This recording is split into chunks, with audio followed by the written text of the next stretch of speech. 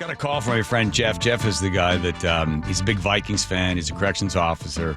I met him a couple of years ago. Great guy. He shot me a text saying, Jamie Bendle, a corrections officer that was killed 15 years ago. We're having a memorial service. You know, could you do something on it? So I started reading about it, and I thought I should probably get in touch with her family. So maybe we'll do that next week, because I didn't give enough warning, either her sister Lisa or her dad. And it started me thinking about, you know, stories like this. Is because covering the news, actually I wrote it, Joe, I never write anything. I wrote that covering the news is like turning on a flashlight in a darkened sky. When you turn on that flashlight, the light keeps traveling, perhaps forever, until it strikes something else and is reflected back. In the news, television cameras and microphones illuminate people's lives briefly, and then the cameras and the microphones and the reporters all turn away to move on to another story. But the light, like that of the lives, continues on, away from the public and fading from the public's memory. Unfortunately, in this business, so many stories we do are sad. They are shocking and tragic because, well, they have to be the worst because commonplace isn't covered. I remember in Washington, D.C., when I was there when the crime became so bad that our news director sent a message to the news teams that we weren't going to cover shootings unless there were 4 to 6 people dead.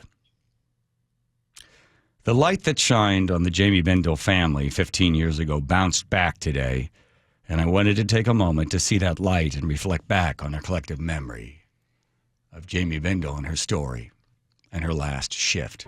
It's January 29th, 2011. Now, Officer Biendl, she was assigned to the chapel, and she was working that by herself. She had complained to the union, the shop steward, prison supervisors. She thought it was an issue for her to be assigned solo in the chapel, an area that's pretty well isolated. There's not a lot of cameras down there, and she's by herself. And oh, by the way, all she has is a set of keys and a radio. It was known, or at least it should have been known, that the suspect said he didn't like women, and that he said he would have a problem if he had to follow orders or directions given by a woman. Now, this coming from a criminal who had once doused a woman in gasoline and set her on fire. Now, that's the kind of person we're dealing with here.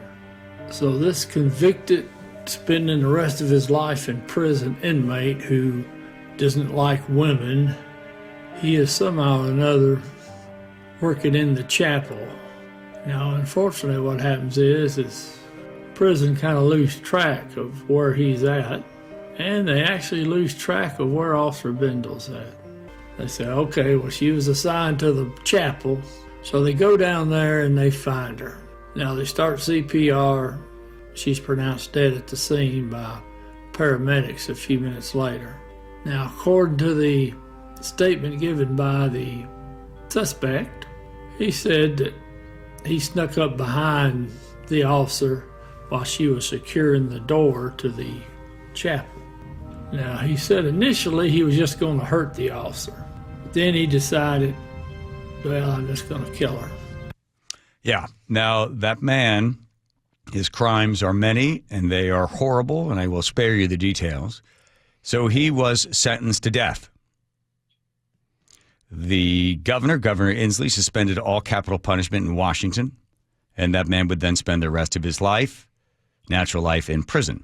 He then took the life of Jamie Bendle, and he basically gets to take that life for free because they can't add more to the sentence. The family, I'm sure, does not feel as if justice was served for the loss of their loved one. 2011, they had a memorial for her.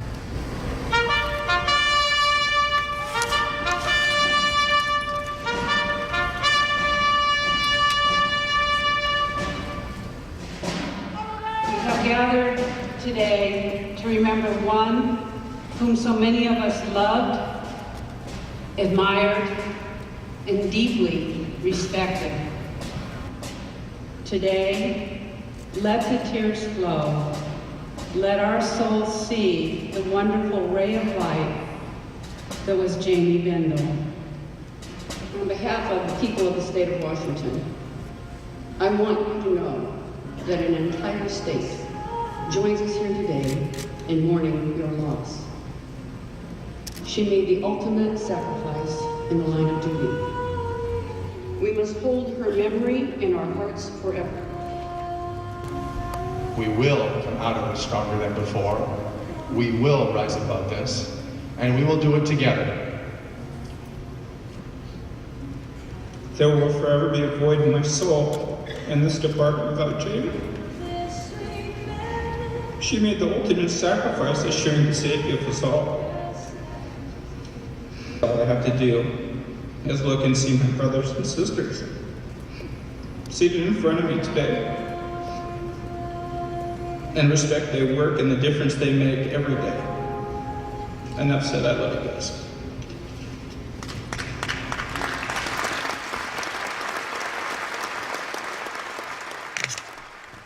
So for a brief moment, that flashlight that shoots off into infinity, bounces off something, and comes back just for today.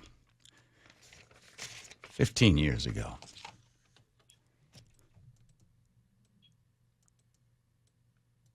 "34-year-old Jamie Bendle. Murdered. Let's try to get her family, Joe. Lisa, her sister, see if she can get her to talk to us next week. Because the question is always like, you know, we do these stories and they're like, okay, well, you forget about those. Like, but their lives go on. How do they go on? How do you pick back up the pieces?